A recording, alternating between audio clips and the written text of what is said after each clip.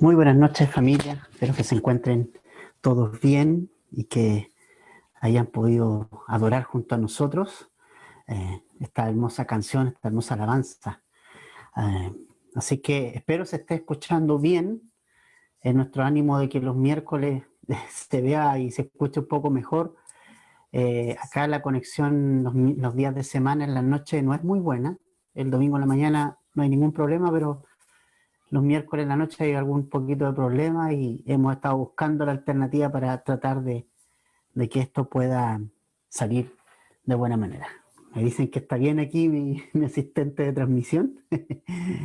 Bueno, familia, vamos a abrir nuestra Biblia en Salmos, capítulo 12, por favor. Salmos, capítulo 12. La semana pasada Ernesto nos compartió el Salmo 11. ¿Hay alguna relación entre estos salmos respecto a algunos temas que son más o menos, se repiten, ¿no? Esto de ver que pareciera ser que Dios no está, pareciera ser que Dios está lejos. En el Salmo 10 lo vimos, en el Salmo 11 vimos esto de estos consejos de amigos que de repente hay, que nos invitan de repente a arrancar de los problemas, a irnos, ¿verdad? Pero David confiaba en el Señor, y creo que lo que pasa a veces, muchas veces con nosotros, es que a veces pensamos que necesitamos irnos de los problemas, pensamos que podemos arrancar de ellos. Eh, Leíamos en los devocionales de la semana cuando Pablo le pide a Timoteo, en el capítulo 1, le pide, en 1 Timoteo 1, le pide a Timoteo que tal como él le rogó que se quedase en Éfeso para enseñar a algunos y para instruir y para principalmente advertir que tuvieran cuidado con la doctrina de la iglesia, también le pide que se quede en el lugar donde está pese a los problemas que hay.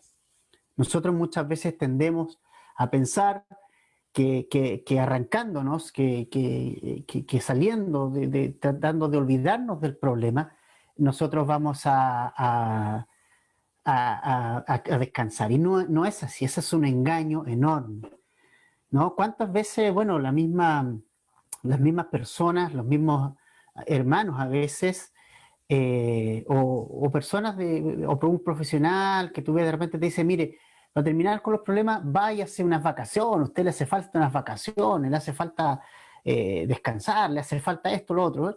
Pero la verdad es que en esos tiempos difíciles, el Señor nos invita a no huir, a no arrancar, sino a confiar en el Señor. Creo que eso es muy importante. El Señor es digno de confianza. Él no nos quiere dejar solos a nosotros como sus hijos. Él no nos dejará solos. Recordemos que el Señor Jesucristo le dijo a sus discípulos, no os dejaré huérfanos. Vendré otra vez por ustedes y mientras yo regreso les voy a dejar al Espíritu Santo, que Él va a estar con ustedes. Y es como si yo estuviera en medio de ustedes. O sea, Dios nunca te va a dejar solo. Dios nunca va a dejar al cristiano desamparado. Y en el Salmo, en el capítulo 12, también vemos algo similar que los salmos anteriores. Vamos a leer este salmo ya y vamos a ir estudiando. Dice el verso 1. Salva, oh Jehová, porque se acabaron los piadosos, porque han desaparecido los fieles entre los hijos de los hombres. ¿Oramos? Padre, queremos pedirte que tu palabra, Señor, pueda hallar esa cabida en nuestro corazón, que nosotros podamos, como aprendimos el sábado, que no solo la podamos observar e interpretar de buena manera, no solo podamos recibir y escuchar tu palabra, sino que además podamos hacernos las preguntas para la práctica, para la necesaria aplicación a nuestra vida, Señor. Bendice a cada hermano que está en línea, guarda sus vidas, Señor, une esta iglesia, Señor, que a pesar de que no nos podamos juntar físicamente, al menos lo hagamos por este medio, Señor, que podamos tener el hambre por conectarnos, Señor, miércoles, domingo, oración y todo, anhelemos el poder vernos, Señor. Somos un cuerpo y oramos, Señor, que tu Espíritu Santo haga una obra grande en medio de nuestros tiempos, Señor. En el nombre de Jesús. Amén. Bueno, entonces vemos este Salmo, capítulo 12, este Salmo 12, que está también dirigido al músico principal. Ya hemos dicho que el Salmo es un libro de adoración, de alabanza, y que este Salmo en particular está dirigido al músico principal para que ese músico principal, el que estaba a cargo, podríamos decirlo de alguna manera, de la alabanza del templo, pudiera tomar este Salmo. Dice sobre Seminit, que también es un término, se ha dicho, musical, que se supone que se cantaba en octavas. Eso se supone que significa este término, y también nos dice que es un salmo de David, ¿ya? Entonces aquí estamos viendo, todos estos salmos son de David y son de alguna época en lo que él escribió. Y una de las cosas que a mí me encanta de David es que él nos muestra a través de los salmos que la vida no es pareja. O sea, van a haber momentos en que vas a estar triste. David en algunos salmos llora, en otros salmos se alegra, en algunos salmos clama, en otros salmos agradece, en otros se enoja, etc. O sea, vemos un David que lleva todas sus emociones y lleva todo lo que él siente a los pies del Señor. Esta es una característica. La otra característica que me encanta de David es que siempre, siempre empieza el salmo con llanto, con clamor, con gratitud, con enojo, con desesperanza. Siempre termina dándole la gloria al Señor y confiando en lo que Él es y va a hacer. Y creo que ese es el punto. El punto, mire, nosotros como cristianos no estamos exentos de dificultades, no estamos exentos de problemas. Nadie en ninguna parte de las Escrituras dice que los cristianos no vayamos a pasar dificultades. De hecho, sería falso decir que el cristiano no va a pasar dificultades, porque nosotros como creyentes, como cristianos, vamos a pasar dificultades. No somos inmunes a los problemas propios de un mundo caído. Que nunca olvidemos eso, que es un mundo caído. Y como es un mundo caído, hay problemas.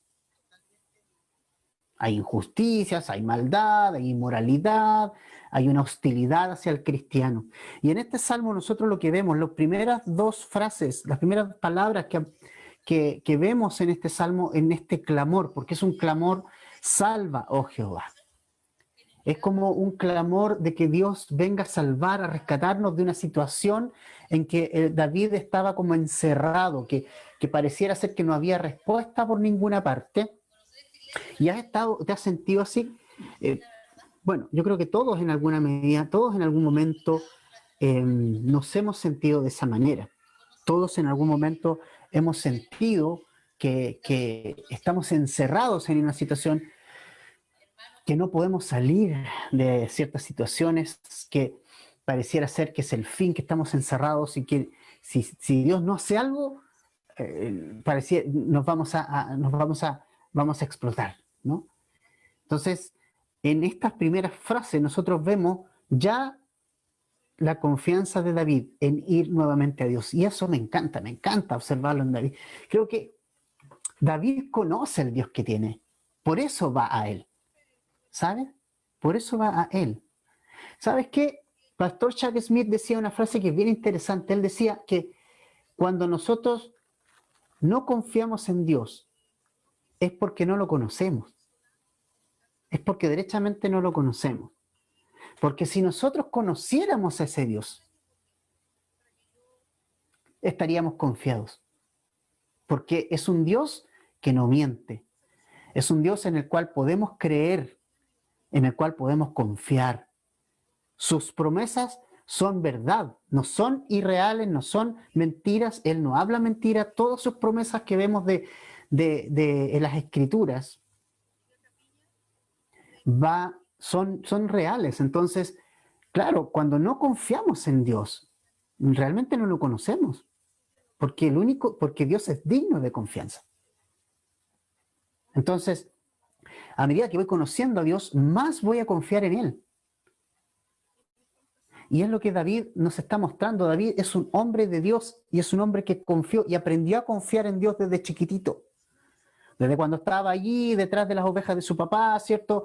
Menospreciado por los hermanos y por el propio padre, que pobrecito, lo invisibilizó todo el rato. O sea, imagínate que vinieron a ver ungir rey, Samuel y todo, y empezó a mostrarle a todos sus hijos y se olvidó completamente del pobre David que andaba por allá cuidando ovejas.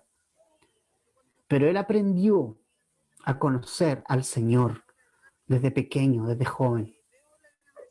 Y ese conocimiento por parte del Señor, o sea, ese conocimiento que David tenía del Señor, lo llevó a descansar en ese Dios. O sea, él, como lo conoció tan bien, como tenía una comunión tan íntima con el Señor, entonces él, cada vez que tenía alguna situación, sabía que podía ir a Dios, sabía que podía hablarle con confianza, entendiendo que Dios es santo, entendiendo que Dios es justo, pero también entendiendo que Dios es misericordioso y que oye la oración de sus hijos. Entonces, eso a mí en lo personal me emociona mucho de David, porque él lo conoce. Él conoce a su Padre Celestial. Y por eso él puede ir a él con confianza, ¿ves? No confianzudo, pero sí con confianza, porque son cosas distintas, ¿cierto?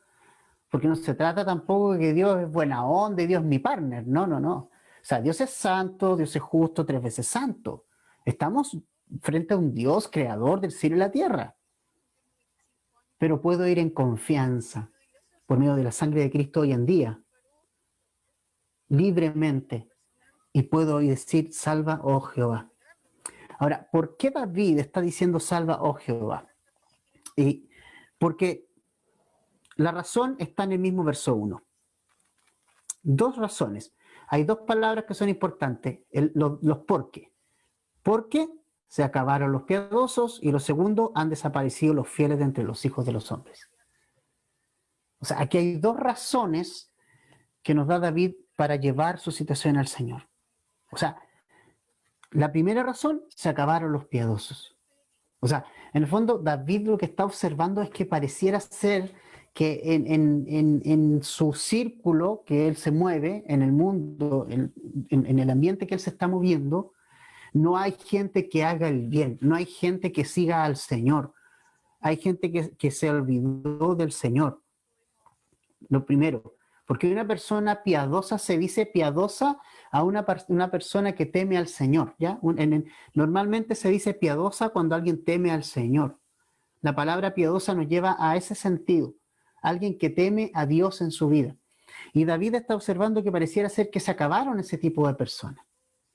Algunos dicen que este salmo David lo escribe cuando estaba en el palacio del rey Saúl. Algunos comentaristas lo dicen, no me consta, no lo sé en realidad, no hay manera de ser enfático en eso, pero probablemente haya sido alguna situación similar delante de Saúl, o qué sé yo, en que él observaba a las personas del alrededor y observaba que no había nadie que pudiera ser un piadoso, alguien que temiera a Dios, como que nadie temía a Dios. Y es interesante porque pareciera ser que David, pareciera ser que es el mundo que David está viviendo, el mismo mundo que nosotros estamos viviendo hoy día.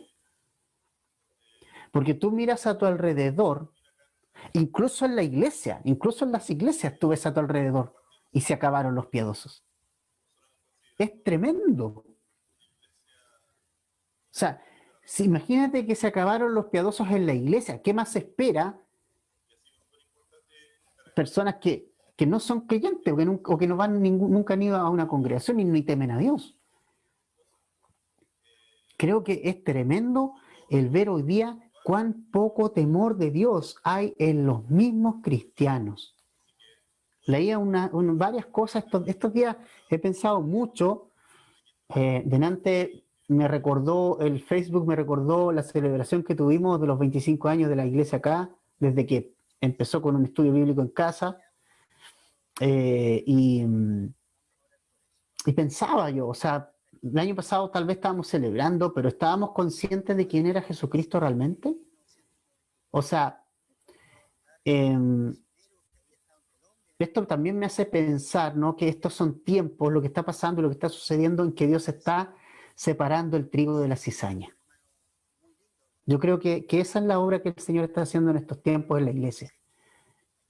Un pastor decía algo así, no recuerdo quién, no sé si el pastor Carlos González de Valparaíso, parece, como que Dios estaba filtrando la iglesia. Es como cuando filtras el café, ¿no? Estaba filtrando la iglesia en estos tiempos. Y en estos tiempos estamos viendo quién realmente es creyente y quién no. Yo creo que eso es la obra que Dios está haciendo en nuestros tiempos. Es separando a ver quién es y quién no es realmente. Porque ser un cristiano no significa ir a la iglesia. No significa eso. No necesariamente. Estamos viviendo en un mundo que también muy parecido al de David. Parece que se acabaron los piadosos. Y está hablando David del pueblo de Israel, de un pueblo que debía temer a Dios. ¿Ves? ¿Dónde vivía David? No vivía en un palacio pagano. O sea, él se paseó en el palacio de Saúl, vivió en Israel, donde se esperaría que hubiera gente temerosa de Dios, pero no estaba viendo. David estaba observando que parecía que nada pasaba. Y es exactamente lo que está pasando en nuestro tiempo. La iglesia ha perdido el temor de Dios. Y con esto, ¿sabes qué? Yo también no quiero que me tomen a mal. O sea, no quiero que pensemos con esto que hay que volverse como religioso, así como fariseo y toda esa cosa. No, no es eso. No es eso. Pero hay que ser temeroso de Dios. Eso significa tener el concepto de Dios correcto y a la vez el concepto mío correcto, en que yo simplemente soy un siervo de Dios, que Dios es santo. Y temor de Dios significa obedecer a Dios. Jesús dijo que si lo amábamos íbamos a guardar sus mandamientos.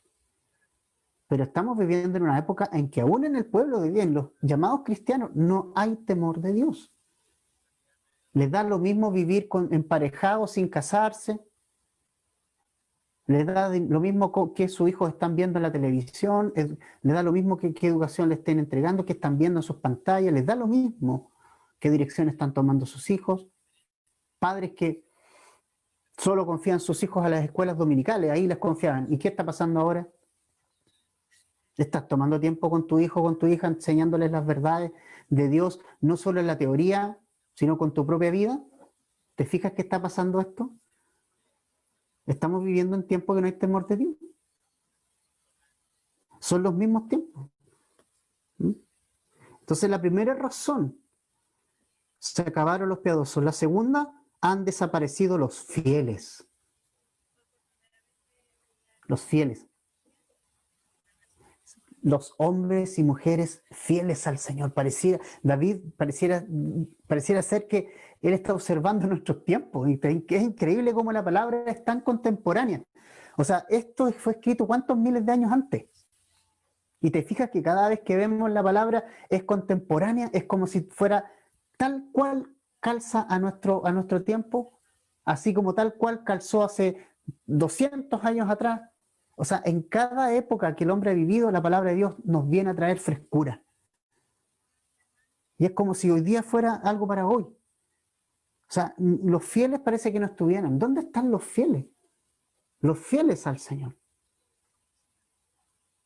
Ahí estamos muertos de miedo por una pandemia,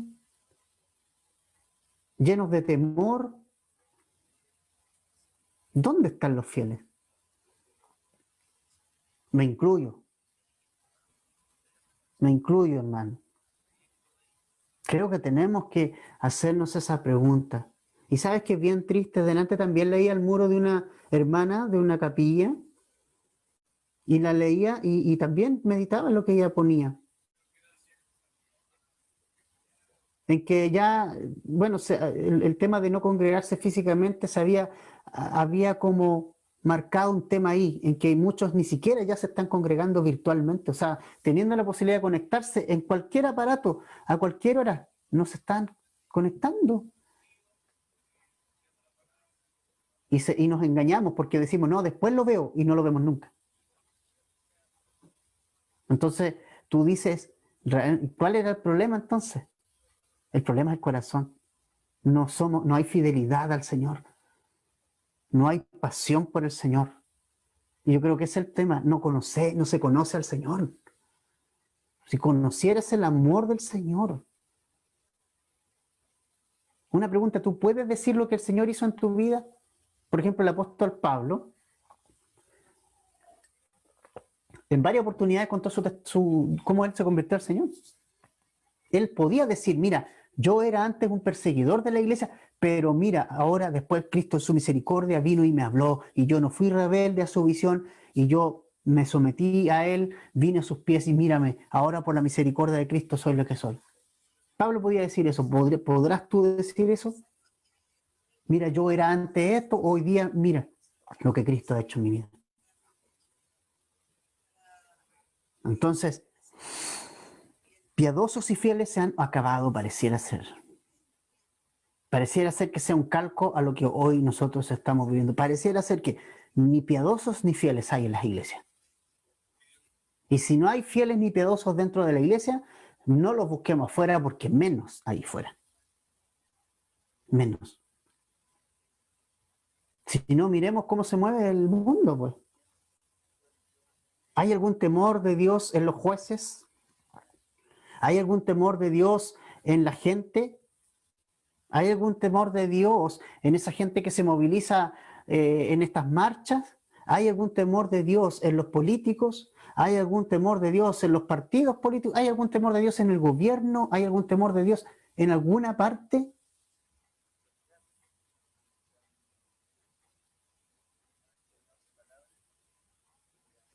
Pero por lo menos que en la iglesia haya temor de Dios y haya fieles.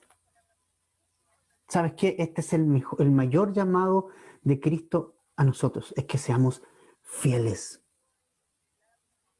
Jesús dijo que, y la Escritura nos dice que tenemos que ser fieles. Jesucristo busca que seamos fieles, que seamos ese buen siervo y fiel, que sobre que lo poco que se nos ha dado seamos fieles. Ser fieles.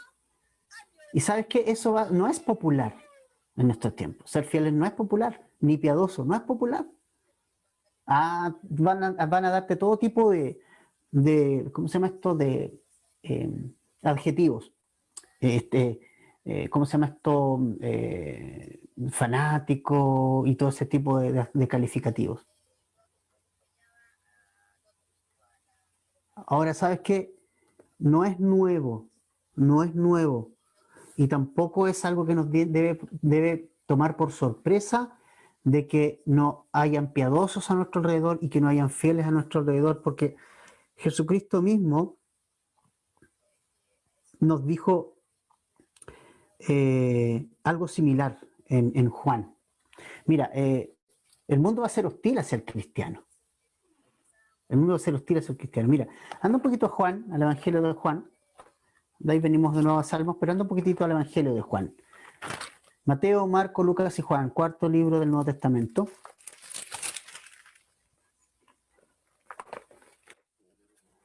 Vamos un poquito a Juan. Al verso 18. Juan 15, capítulo 15, versículo 18. Si el mundo os aborrece, sabed que a mí me ha aborrecido antes que a vosotros.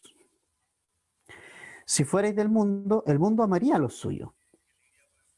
Pero porque no sois del mundo, antes yo os elegí del mundo, por eso el mundo os aborrece. Acordaos de la palabra que yo os he dicho, el siervo no es mayor que su señor. Si a mí me han perseguido, también a vosotros os perseguirán. Si han guardado mi palabra, también guardarán la vuestra.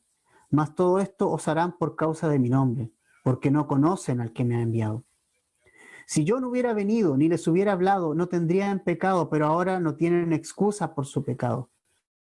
El que me aborrece a mí, también a mi Padre aborrece. Si yo no hubiese hecho entre ellos obras que ningún otro ha hecho, no tendrían pecado, pero ahora han visto y han aborrecido a mí y a mi Padre. Pero esto es para que se cumpla la palabra que está escrita en su ley, sin causa me aborrecieron. Pero cuando venga el Consolador, a quien yo os enviaré del Padre, el Espíritu de verdad, el cual procede del Padre, él dará testimonio cerca de mí, y vosotros daréis testimonio también, porque habréis estado conmigo desde el principio. Es decir, no esperemos que el mundo nos aplauda. Tenemos que ser fieles al Señor y temerosos del Señor, pero ten algo bien en cuenta, no vas a recibir ningún aplauso por eso. Nadie te va a aplaudir por eso. Nadie te va a felicitar por eso. Por eso es importante que nosotros vivamos para el Señor, para Él. Y de Él esperemos recompensa.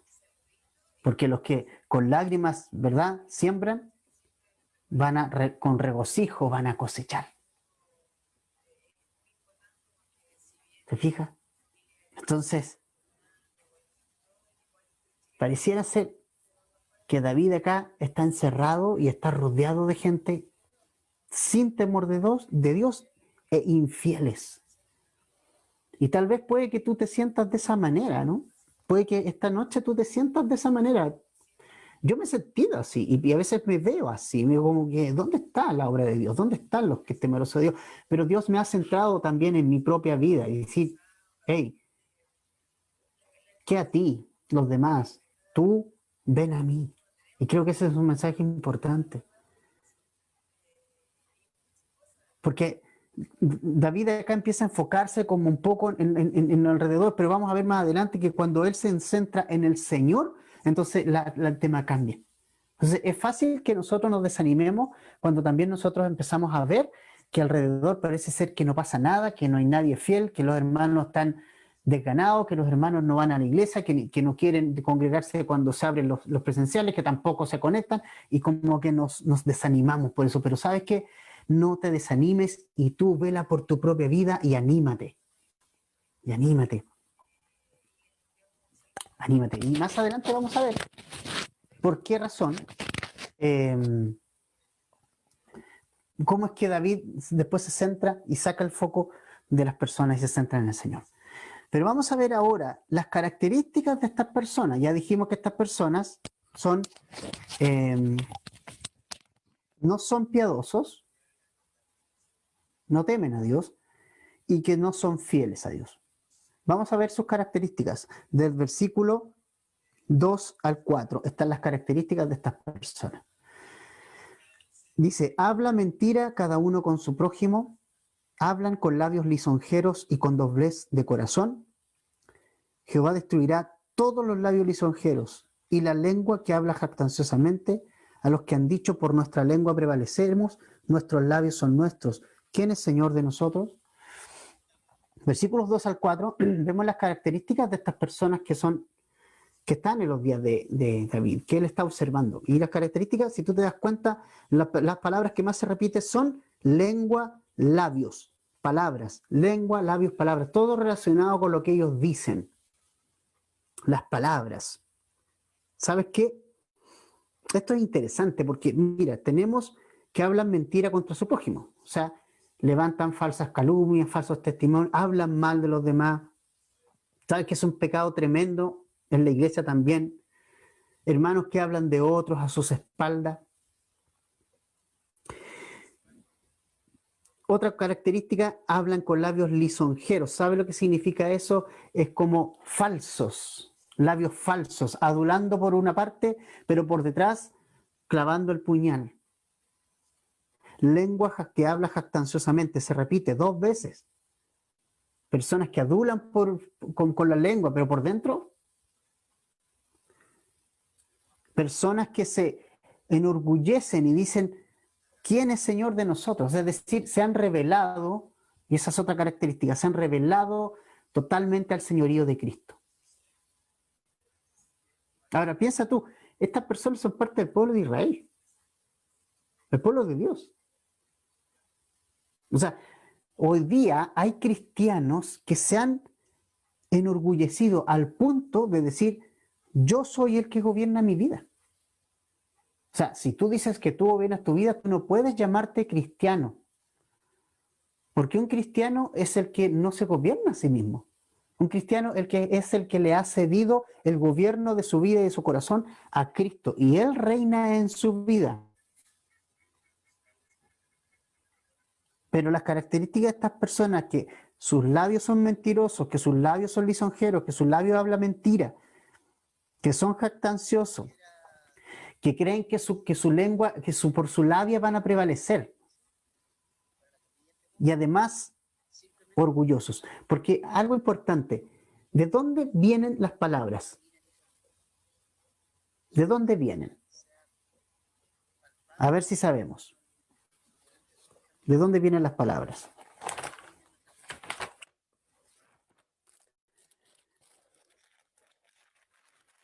Me imagino que ya tienes la respuesta.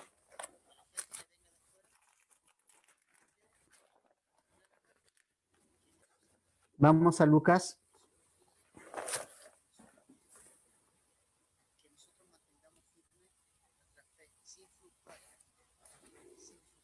6:46. A ver.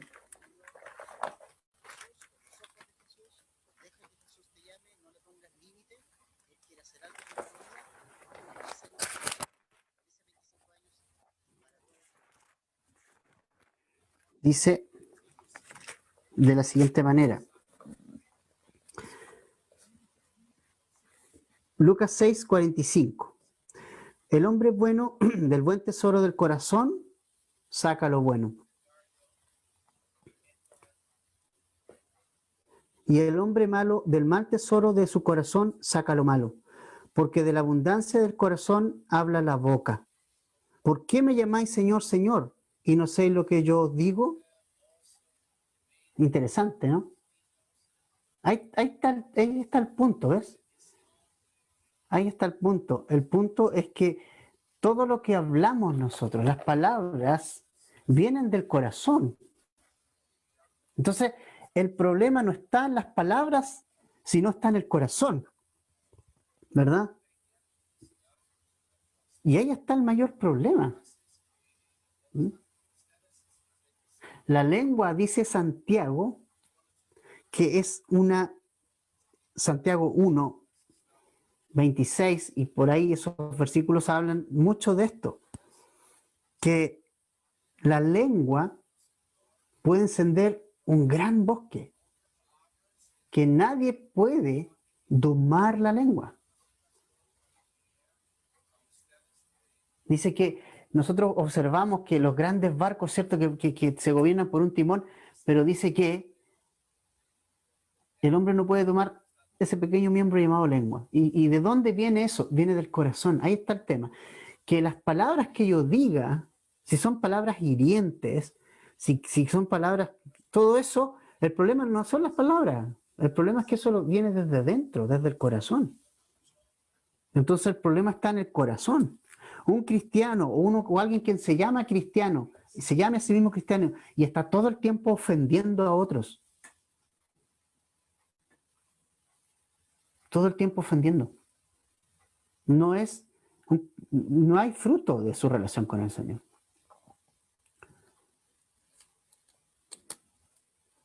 Las palabras de un creyente son evidentes. Las palabras son el reflejo de lo que hay en el corazón. No son palabras sueltas. Es lo que el corazón tiene guardado. Todo lo que tiene en el corazón está guardado allí. Es lo que habla la lengua. Entonces, el problema de estas personas está en el corazón. Está en el corazón. Entonces, hablan con labio lisonjero y con doblez de corazón. ¿Qué significa doblez de corazón? Significa falsedad. ¿Ya? Doblez de corazón significa tener dos sentimientos, dos corazones. Un comentarista decía que tener un corazón es maravilloso, pero dos es realmente triste. Porque es como si te partieras en dos. No puedes partirte en dos, no puedes servir a Dios a dos señores. No puedes quedar bien con Dios y con Satanás a la vez. No puedes quedar bien contigo y con Dios a la vez. No puedes servir a dos señores. Siempre tienes que elegir uno. Siempre eres fiel a uno. Entonces, esto es doblez de corazón. Es decir, como un corazón falso, un dividido, tibio, como la iglesia de la Odisea, una iglesia tibia. Tibia. Y qué desagradable es algo cuando tú quieres tomar agua y tienes sed. Has abierto la llave y de repente te ha salido tibia y tomas el agua y como que la botas. No hay nada más desagradable que el agua tibia. Cuando tienes sed y quieres tomar agüita fresca. ¿Cierto? Bueno, estas personas tienen ese tipo de características. Y lo peor de todo es que ellos declaran su independencia de Dios. Porque en el verso 4 dice, ¿quién es Señor de nosotros? O sea, nosotros nos mandamos solos, yo no me mando solo. Y hoy día, desgraciadamente, familia, hay cristianos que se mandan solos.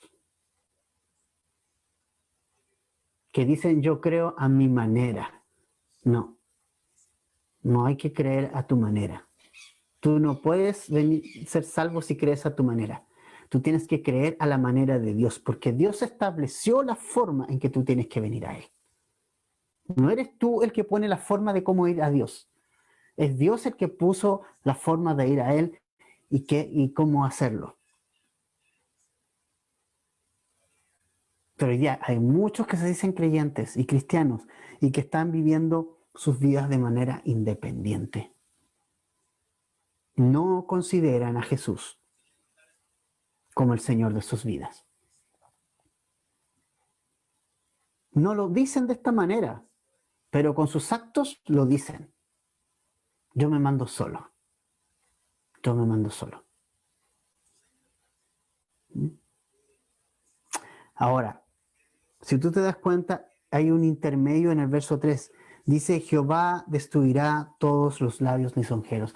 Aquí vemos la confianza de David en lo que Dios va a hacer. Te fijas que David da a conocer una situación, pero él no dice, ya, yo me voy a poner a matar a todos los de labios lisonjeros, yo voy a agarrarlos y voy a hacer algo. No, David no hizo nada. Solo lo que está haciendo es confiar en lo que Dios va a hacer. Y creo que eso es importante. Confiar en lo que Dios va a hacer. ¿Hay cristianos tibios? Sí. ¿Hay cristianos? Parece ser que se acabaron los piadosos, parece que se acabaron los fieles. Dios sabe eso. Y debemos de orar para que el Señor obre en este tipo de personas. Pero tú sigue al Señor, pon tus ojos en el Señor, sé fiel al Señor, sé temeroso del Señor, afírmate en el Señor y confía en el Señor.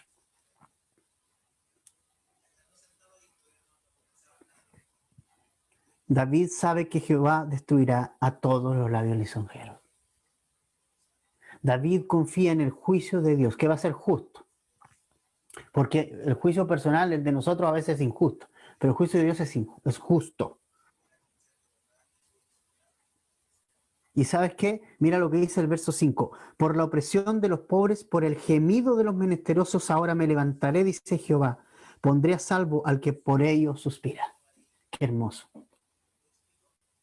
Acá entonces nosotros vemos un detalle importante.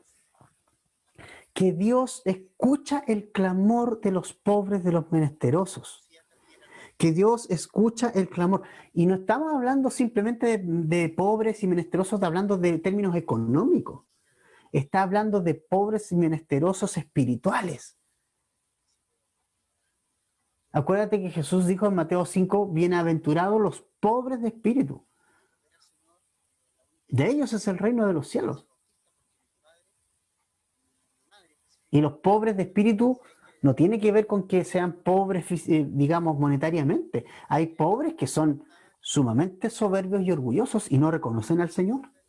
Como así que hay ricos que son humildes y sí reconocen al Señor. Entonces este no es un tema de riqueza o de pobreza monetaria, es un tema de humildad. Y nos dice que Dios escucha, Dios se va a levantar. ¿Por qué? Por el gemido de esas personas. ¿Sabes qué, familia? Si hay situaciones en que te estás viendo encerrada por personas que no temen a Dios, o estás observando que este mundo, incluso la iglesia, pareciera ser que no hay nadie que tema a Dios, lleva al Señor tu oración. Él va a hacer su obra. Confía en Dios, en sus promesas. Y tú levántate y sirve al Señor. No caigas en la trampa de repente de solo mirar lo que están haciendo los demás y no estar pendiente de lo que el Señor te ha mandado a hacer a ti. Acuérdate que Jesús le dijo a Pedro, si yo quiero que Él venga, ¿qué a ti? Entonces, importante también, ¿ves? Mira, el Señor oye a los pobres, a los menesterosos, oye sus gemidos y por ellos Dios se va a levantar. O sea, aquí vemos que Dios no va a olvidar nuestras oraciones. Dios responde la oración de sus hijos. Dios ve nuestro sufrimiento, Dios ve nuestro dolor y Dios lo ve y Dios lo observa y Dios se va a levantar por eso.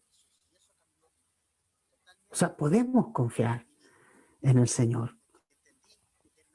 Podemos confiar en Él.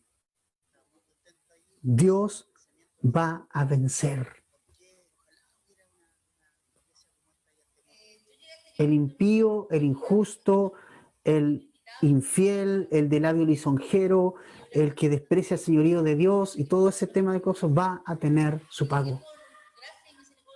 Dios va a levantarse y va a juzgar. Ahora, me encanta la última parte del verso 5. Pondré en salvo al que por ello suspira. ¿De repente estás suspirando en estos tiempos, familia, hermano, hermana? ¿Suspiras porque pareciera ser que no hay fieles ya en la tierra? ¿Parece que no hay temor de Dios y todo? Dios te está diciendo aquí, me voy a levantar, te pondré a salvo. Tranquilo, tranquila. El Señor está contigo, hermano, hermana. El Señor ve tus oraciones, sabe lo que estás pasando, sabe lo que estás sintiendo.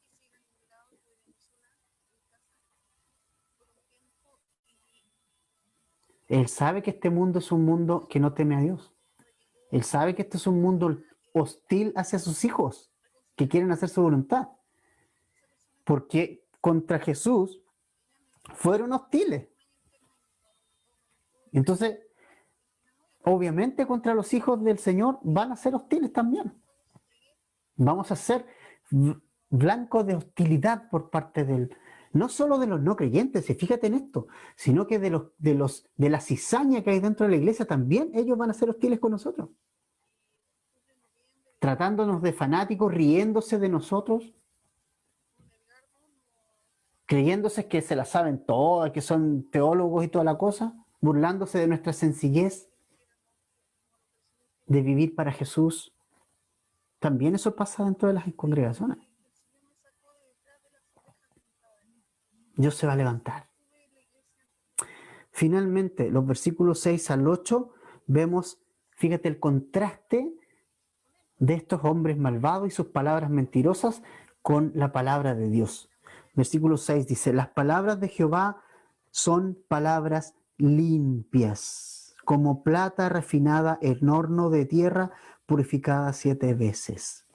Mira qué maravilla, qué maravilla. O sea, es decir, estos tipos hablan mentiras, hablan con labios lisonjeros, son de corazón, tienen doble personalidad, hablan jactanciosamente, son orgullosos en sus palabras, desprecian el señorío de Cristo, pero vamos a la palabra de Dios y ahí encontramos el aliento para nuestra vida. ¿Sabes qué? Vivimos en un mundo en que hay voces por todas partes. O sea, tú enciendes la televisión y hay uno diciendo, no, no a esto, no a esto, no a esto. Gente hablando, pero por todas partes. Como nunca, las redes sociales, pero todos hablando de distintas cosas, opinando esto, lo otro, pum, pum, pum, pum, aquí, allá, y toda la cosa. Y ves cada cosa que llega a tus oídos. Pero cuando tú abres este libro, cuando tú abres la Biblia, cuando vas a ella y escudriñas sus páginas, te das cuenta de las cosas preciosas que hay en ella para cada uno de nosotros. ¿A quién estás escuchando? Esas voces que se levantan en la televisión, en las redes sociales. ¿Qué voces estás escuchando? ¿Las de los políticos? ¿Las del pueblo, entre comillas? ¿La de tus amigos no creyentes? ¿La de la marcha de aquí, la marcha de allá? ¿Qué voz estás escuchando? Cierra tus oídos a esas palabras y ábrelas a las palabras de Dios. Porque dice acá que las palabras de Dios son limpias y son probadas. O sea, ¿sabe lo que significa eso? Que la palabra de Dios es sandía calada. Los del sur me van a entender. Una sandía calada es la siguiente, te voy a explicar si tú no manejas el término. Tú vas a la feria donde se venden verduras y fruta, entonces tú dices, yo quiero la sandía calada. Eso tiene un costo extra, un poquito más. Pero ¿qué hace el vendedor? Toma la sandía y le mete un cuchillo así, súper bueno, puntiagudo, y le hace como un conito. Y te saca el pedacito y dice, mira, está rojita, ¿ves? Y tú te llevas esa sandía con la seguridad de que está rojita. Si está verde, te saca otra hasta que salga una verde, una rojita y ahí te la llevas. Por eso se llama sandía calada. O sea, probada. La palabra de Dios es sandía calada, está probada. Nosotros, lo que nosotros necesitamos es la palabra de Dios y la iglesia necesita la palabra de Dios y no necesitamos que nos vengan a meter psicología, ni humanismo, ni filosofía, ni ninguna de esas ideologías que lo único que hacen es llevarte y acarrearte a perdición. La iglesia de Hechos tenía comunión unos con otros, oración, practicaba la cena y el estudio de la palabra, y era todo, era simple, era sencillo. No necesitaban ni ideología, ni que alguien viniera a enseñar nueva filosofía. Inmediatamente cuando alguien venía a enseñar nueva filosofía, los apóstoles se ponían, no, esto no va aquí. Nosotros seguimos las enseñanzas de Cristo, su palabra. La palabra de Dios nunca podrá ser reemplazada. Es probada, es sandía calada. Y sabes que me extraña que la iglesia haya dejado y deje en nuestros días afuera lo que finalmente va a transformar la vida de la iglesia, la vida de las personas. Si la palabra de Dios va a transformar la vida de la gente. La palabra de Dios es la que va a transformar nuestra vida. Salmo 119, 6. ¿Con qué limpiará el joven su camino? Queremos que lleguen los jóvenes a las iglesias, pero ¿a qué precio? Tampoco es, vamos a dejar entrar jóvenes a la iglesia y los vamos a tener ahí entretenidos. No, dice, ¿con qué limpiará el joven su camino? Con guardar, ¿qué cosa? Su palabra. Con guardar, no solo con estudiar. ¿Te fijas? Pero qué importante. O sea, la palabra es la plata refinada en horno de tierra. Es purificada 7 veces. ¿Sabes lo que significa? Es un proceso de limpieza profunda. Y eso es lo que hace la palabra en tu vida. Te limpia profundamente cuando tú la dejas actuar. Cuando, como veíamos en el taller del sábado, puedes tú tener una buena observación de la escritura, puedes tener una buena interpretación, pero la parte principal es que tú la apliques a tu vida. Y ahí ella va a hacer un trabajo de limpieza, va a purificar. La palabra de Dios es sandía calada. Ella tiene lo que mi vida necesita en tiempos difíciles. La palabra de Dios es eterna. Mateo 24:35 permanece para siempre. Cielo y tierra podrán pasar. Mateo 24:35. Mas tu palabra no pasará. Su palabra, la palabra de Dios no pasará. La palabra es limpia. Y cualquier persona que la tome lo limpia a la vez, porque es un elemento purificador de limpieza. ¿Cómo vamos a dejar afuera lo más importante de la iglesia y de nuestra vida, que es la palabra de Dios, que es la que va a sostener nuestra vida, es la que nos va a limpiar, es la que nos va a hacer más como Cristo? Pero la iglesia en estos tiempos está cometiendo el error, y no cometamos nosotros el error de escuchar todas las demás voces y cerrar el oído para lo más importante, que es la palabra de Dios. Hay hermano dice, mira, es que sabes que tal persona me dijo esto, pero cotéjalo con las escrituras. ¿Qué dice Dios? ¿Qué dice Dios? Las palabras de Jehová son palabras limpias. Primero, no hay maldad en ellas, hay limpieza en ellas. La palabra de Dios es plata refinada, o sea, es valiosa. Y la palabra de Dios ha sido purificada 7 veces, es decir, probada. Probada. Cuando la palabra de Dios ha venido a la vida de una persona, ha hecho una limpieza y una transformación en su vida. Necesitamos en estos tiempos, más que nunca, volver a la palabra. Si la has dejado, tienes que regresar a ella. Si estás abriendo tu oído más a tus amigos, a lo que dicen las redes sociales, la televisión, que a lo que dice la palabra, cierra tu oído para eso y ábrelos para la palabra. Las voces del mundo se levantan fuertes, pero la palabra de Dios permanece para siempre. Esas voces se van a callar. No son eternas, pero las palabras de Dios son eternas. Versos 7 al 8. Tú, Jehová, los guardarás de esta generación, los preservarás para siempre, la eternidad con Dios. Cercando andan los malos cuando la vileza es exaltada entre los hijos de los hombres. Aquí están estos malvados, ¿cierto? Cercando, tratando de poner sus propios límites. Pero el Señor nos va a preservar de esta generación. Nosotros no nos conformamos a este siglo. Mira, para terminar, anda Romanos.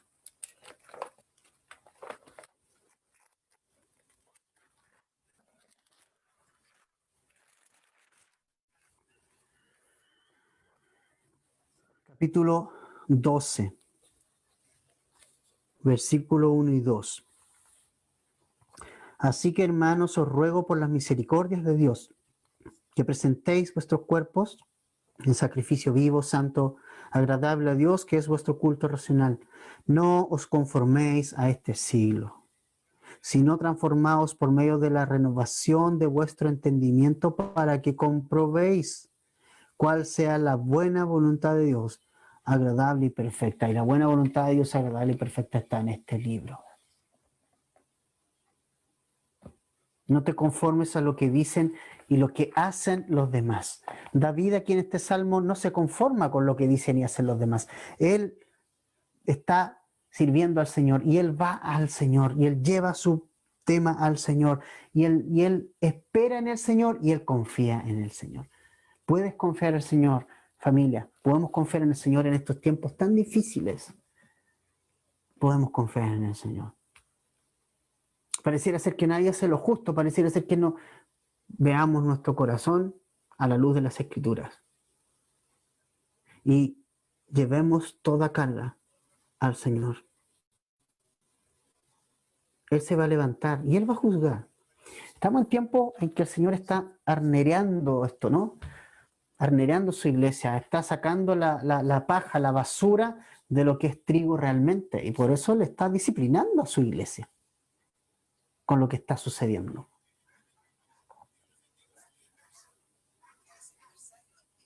Mi pregunta es, ¿qué vas a hacer tú? ¿Qué eres tú? Cuando el Señor empieza a hornear aquí, ¿qué eres tú? ¿Vas a ser el trigo que va a caer o eres la paja que va a quedar ahí y se va a quemar? Creo que es importante ir al Señor en estos tiempos. Poder volver a Él, volver a la palabra. Dejar que ella sea la luz, la lumbrera, la lámpara a tus pies y a tu camino. Sin la palabra de Dios, la iglesia es inofensiva. Sin la palabra de Dios, tu vida es inofensiva y está al completo servicio de ser destruida por las cosas de este mundo y por Satanás. Si la palabra de Dios no está en tu corazón. Vamos a orar.